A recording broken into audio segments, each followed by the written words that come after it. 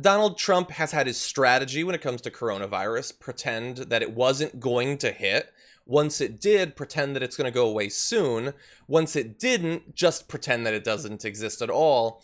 And that might have seemed like a good strategy for a while. But in terms of his approval rating, it doesn't seem to be working out too well. As of the most recent poll I saw, Reuters Ipsos poll, he has a 37% approval rating on the response to the coronavirus. That is his lowest rating since he started collecting Americans' opinions in early March. 58% now disapprove.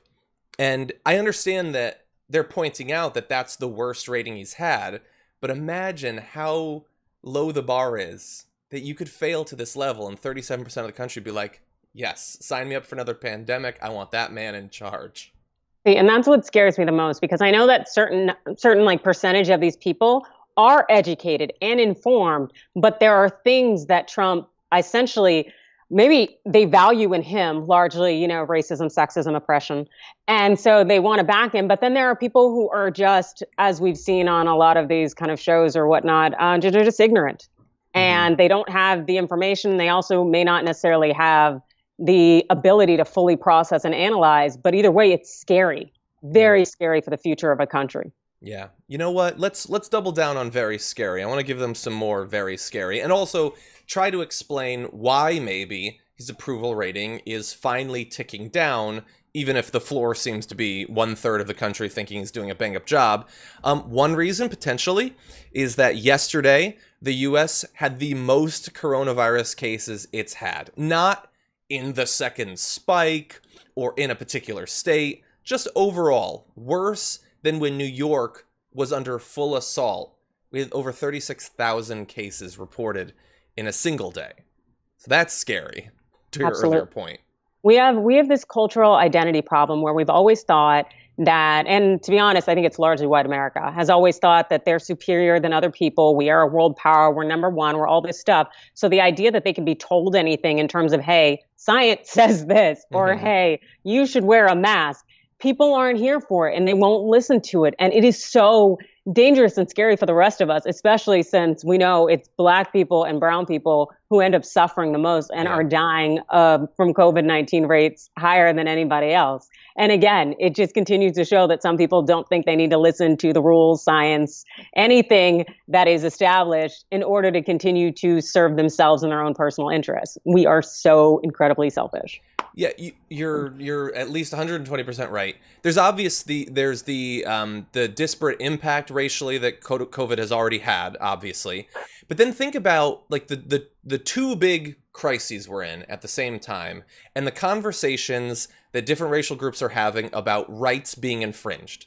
So you have the protests talking about it would be nice if you would finally stop killing us. That would be great. And then you have the mask protests, where if Publix makes me wear a mask, that is the greatest infringement on my rights imaginable. I should be allowed to spread a deadly illness. And if you stop me, you are a Nazi. I really, you know what, and especially when people bring out the Constitution, and I'm like, you know what, the Constitution's got that whole, like, I don't know, life, liberty kind of stuff going on. So that's like group number one, trying to get that whole, we just want to keep our lives. And I am not aware of any part of the Constitution, and maybe I missed that day in law school, that said, Publix can't regulate what I wear when I enter this private establishment. And it's wild that so many people will try to weaponize or point to the Constitution, a document that they've never read or tried to interpret in any way, in order to justify them not following the rules. Yeah. It's awesome. Yeah. Just ridiculous. Okay, let's continue, see if we can come up with why he's down to 37%. One reason potentially is that we have been waiting for the federal government, obviously led by Donald Trump, to do something about the fact that cases are rising so precipitously in a number of different states, and they have done something. They are ending funding for community-based COVID test sites, most of them being in Texas. Now, look, you just see that headline and you think, okay, well, that sounds bad. But maybe they're not needed because Texas is doing really well in the pandemic. No. Up to almost 6,000 cases a day. That's where, now, admittedly, California is really high too. Slightly higher than that. But California is a lot bigger than Texas. both of these states being hit so hard, and their move is to slow down the testing, what he implied jokingly he was going to do at his rally in Tulsa. Exactly. And it's the thing that also gets me so much about Texas is like having Ted Cruz go out and get a little haircut and just say, we're good, we don't need to do this. And then now you have this spike and the federal funding is going to be withdrawn for these test centers. And you're out here now complaining, pushing back, saying it's wrong. We need funding for the test centers. Oh man, it just continues to be this cyclical element of just stupidity, just active, egregious stupidity. And one thing that definitely, and I'd love to hear your thoughts on it, that gets me though, is, okay, so we have New York, Connecticut, New Jersey imposing fines for people who don't quarantine for 14 days after coming in. And like it's $2,000 for the first violation. I loathe the idea of any kind of set fines because you're going to, again, have that class of people who have the money and do not care. And so I don't know. I always love the idea of the fine being in proportion to maybe your income. And so because hey, that might deter people where $2,000 otherwise isn't anything. Do you think that'd be worthwhile to get these people who think they are above the law to act right? Yeah, I mean, look, I don't know exactly how you institute the scaling, but something like that has to happen because you're not even proposing a hypothetical. Trump has already said, I'm not going to do it. Find me if you want. Like it's already demonstrated exactly what you're saying. And yeah, so I get that they're going to have a fine, but think about this. You have a set fine that is going to hit people with the least resources hardest. Those people are already most exposed to the virus and already have the hardest time financing travel across the country. Yeah. It needs to be modified. Absolutely. I think you're 100% right.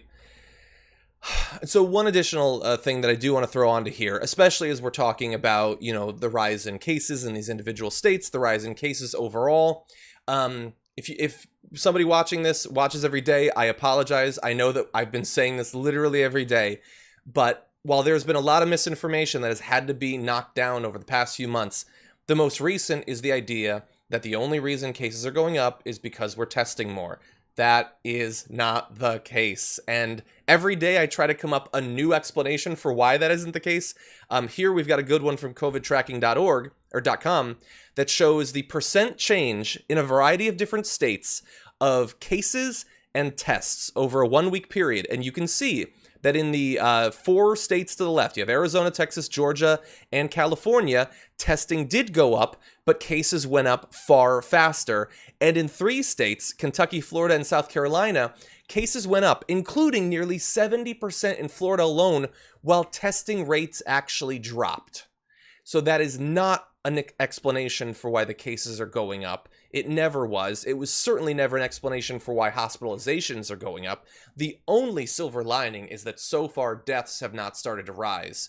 Yes. But we also know that there's a 1 to 2 week lag in this. And so that theoretically could be coming in the near future. Absolutely. And it's just this whole notion that if we don't test, we won't have increases in rates is kind of like, you can't see me, I'm not here. It's just so stupid. Yeah. And it's really sad, but we see the same thing going on in Brazil and these leaders who just engage in absolute shenanigans to our detriment. And I know I've been saying this since the very beginning. It seems like if your whole thing is going to be presenting yourself as the strong man, the person who's actually going to defend the silent majority that's been forgotten by the elites and all that, don't you have to stop them from dying in mass numbers? Like, if you can't do that, what's the point of having the strong man? But they've figured out a way. Through the power of Fox News and right-wing media, they have convinced their base that even as they're dying, it's fake. It's not actually happening. You can ignore it. I know that you know someone who died, but they didn't actually die. Those numbers are inflated and all that. It's been an amazing coup of propaganda that they've been able to get done in the past few months. No, absolutely. And then what scares me most is having these borders around us being shut down. And then those whispers that the EU is not going to allow Americans in. Because part of me is like, nah, I got to get out of here. I need the option if I can go somewhere. But so many nations are just they're not going to welcome us because we essentially didn't act right. And also, they didn't really like us anyways. Yeah, that's true. And yeah, I know that it's imminent that Trump is going to attack the EU for that. But Can you blame them? Like, they're trying to stop infections from spiking again. Why would, unless they were to institute an Australia-style, forced 14-day quarantine or something like that, why would you allow Americans or Brazilians or Russians, any people from countries where the cases are rapidly rising once again? I mean, you can't risk it. It is literally a life and death choice. Yep. And they can probably also see, essentially, maybe it was kind of this America's mentality of, we don't want immigrants to come here, have babies and stay, that kind of thing. They can already see how the United States is breaking down, and they don't want us to go there, have babies and stay. And so I think they're just like, nah, we good. We'll see you when we see you. We'll watch from here. But no, you people can't come. And it's unfortunate. I really think we were doing something good and we were moving in the right direction. And now the pendulum is swinging right on back and it's slapping us all in the face. Exactly. And insult to injury, they're not going to admit that they were wrong. All the calls to reopen, and you don't need the masks, and social distancing isn't necessary, and all the stuff that Fox News has been spreading on a daily basis. Sean Hannity is not going to stare into the camera and say, I have to admit I got it wrong, and people are dying, and I admit that. It's not going to happen.